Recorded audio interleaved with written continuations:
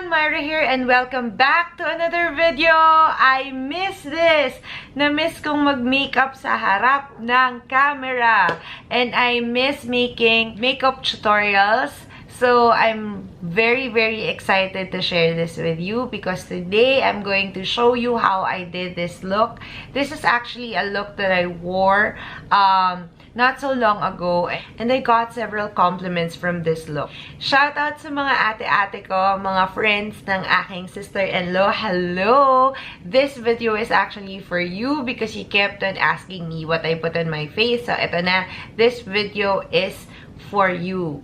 Ayan. So, ipapakita ko na today kung paano ko ginawa itong look na ito. So, if you wanna know how I did this look, please keep on watching.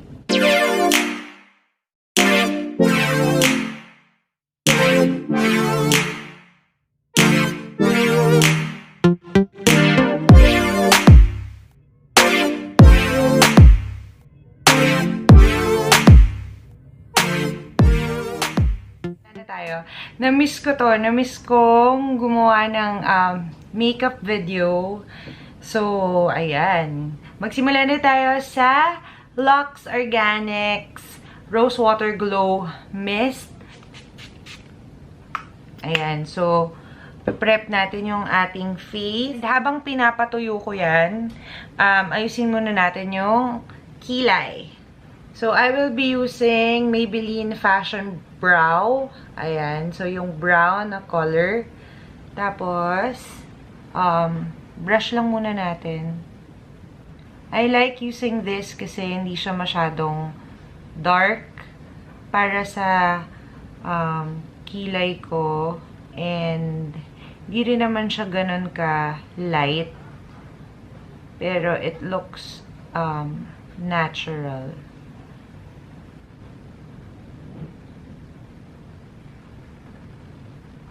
Gustong-gusto kong ginagamit to pag I'm going for that soft eyebrow look.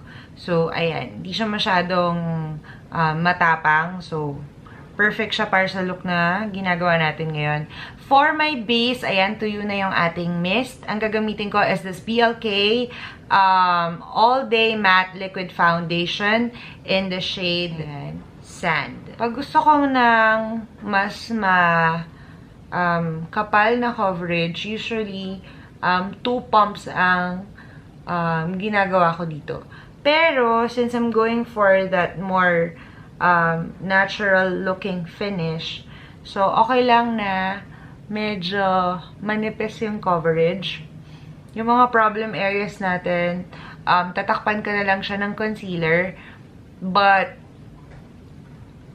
for the rest of the face, manipis na layer lang yung ilalagay ko. I'll be using my sponge to further blend out the product. Kuha lang ako ng half a pump to spread sa aking neck area para mas pantay yung kulay. And then, spread ko lang siya with the sponge.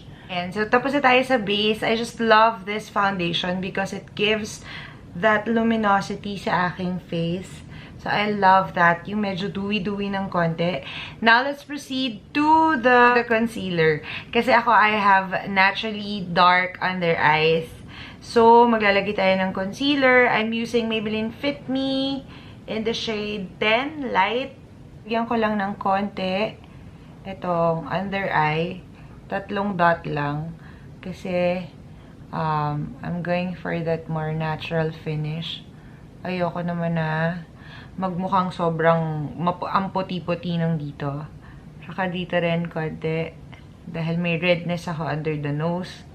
But as you can see, yung mga problem areas lang yung nilalagyan ko. Hindi masyadong over. Spread lang natin with a sponge. Damay ko na rin yung aking eyelids. So, as you can see, it only brightened my under eye. Pero hindi siya over sa pagka-highlight or pagka-brighten. Now, I'm going to set my face using the Nature Dough Final Powder in the shade Ivory Glow. So, ayan. As you can see, na-mattify niya yung aking face. Pero mamaya, ibabalik ko yung glow niyan. Pero ngayon, ang gagawin ko muna is ang aking eyes. Very minimal eye makeup lang. I'm just gonna put a little bit of depth sa aking eye area. I am using this Careline Play to Slay palette. And I will be using this brown shade right here for my contour. Contour for the eyes, that is. Ilalagay ko tong brown color na to sa aking crease area using a small blending brush. And then later on, I will be buffing it out and blending it out with a bigger blending brush. Konti sa crease area. Just to give a bit of dimension sa my eye area. So, you can see, ito yung meron, ito yung wala pa. So, ito flat na flat. So, pag ganyan kasi, na masyadong bright, and na-brighten na yung eye ko, tapos, wala ko ilalagay na konting transition shade or warm shade sa may crease, nagmumukhang maliit yung aking eyes. So, to give some depth at saka para ma-open up yung eyes ko, lalagyan natin ng konting contour yung eyes. So, as you can see, it's barely there. It's barely noticeable. You can barely see where it started and kung saan siya nagtapos because I'm going for that more natural look. It just gives dimension to the eyes. So, kung may contour tayo sa cheeks, ito yung contour natin for the eyes para mas magkaroon siya ng dimension at hindi magmukhang flat yung eyes. Now, to add a bit of oomph sa eyes, magdadagdag ako ng shimmer shade sa aking lid area. I'm actually going to use the highlighting shade right here dito sa palette na to. Taking it in a flat brush and then lalagay ko lang sa lid area. What it does is it actually opens up my eyes and it makes it wider and more awake. I'm going back with a clean fluffy brush to blend the two colors together. Maglalagay lang ako ng eyeliner using this Careline Graph Ink Liner. Ayan. And then I will be back. Next, magka-contour naman tayo. I'll be using this Aura Contour in the shade For Sure. Ito yung gagamitin ko pang contour because this gives me that natural contour shade.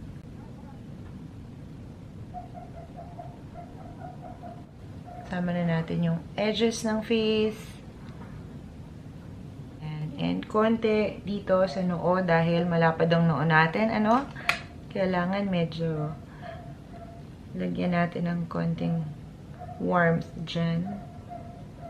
And then, ito na rin yung gagamitin ko to contour my nose. So, kuha lang ako ng angled brush. Small angled brush. And then, yan na rin yung gagamitin ko pang contour ng nose.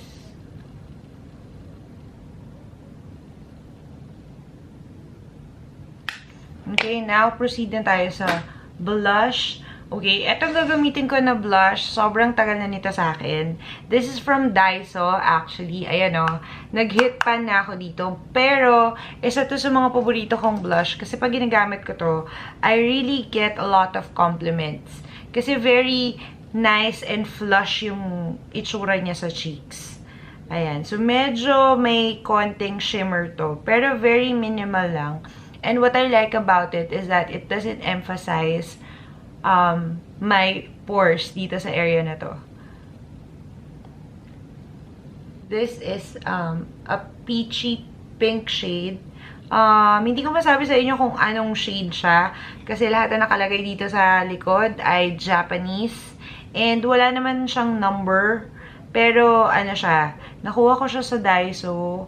And, parang peachy pink yung kanyang shade. Ayan. So, murang-mura lang to. 88 pesos from Daiso. Ayan. Ang ganda niya kasi parang it's barely there, pero it gives you that parang flushed look. Diba? Hindi siya putok na putok. Alam mong meron, pero hindi mo mawari na, alam mo yun, natural ba yun o meron? Diba? Okay, next, maglalagay ako ng highlighter kasi favorite kong mag-highlight. And hindi na tayo lalayo. Itong palette, ito pa rin ang gagamitin ko. Caroline Play to Slay. And of course, ito yung highlighting shade dito, which is very, very nice for a very affordable palette. This is actually a nice, nice highlighting shade. Just to give a little bit more oomph. Yan, diba? So, nagbabalik ang glow sa ating face. Ayan. And then, maglalagay na rin ako dito. Ayan. Ganda. Ang ganda-ganda. So, kasi nung sinuot ko tong makeup na to, medyo gradient lip yung itsura ng lips ko. So, ang gagawin ko, yung natira na lang dito sa sponge na ginamit ko kanina, yun na lang yung ipang-dab ko. And then, the shade that I wore is this Fuchsia for Me. So, medyo matingkad siya, ano. Pero, ang ginawa ko, sa loob ko lang siya inilagay. Ayan.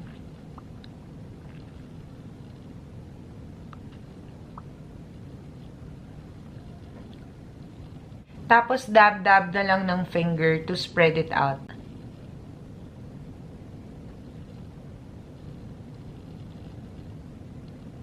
And then, gagamitan ko siya nitong EB Advanced Vinyl Lip Gloss, which is currently my favorite product to use.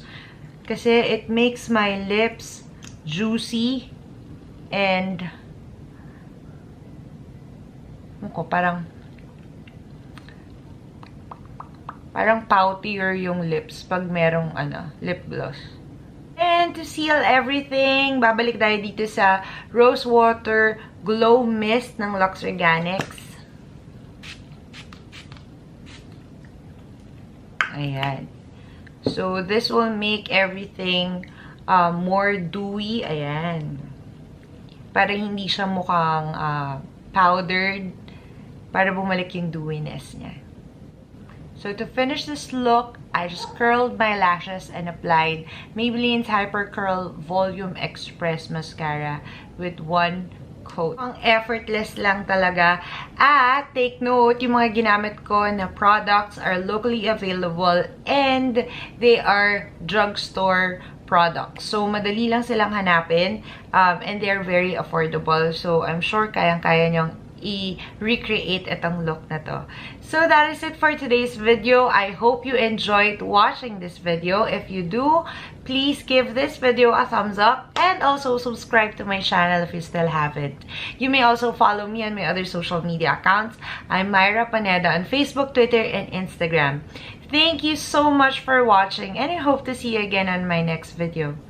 Bye! No, no, no.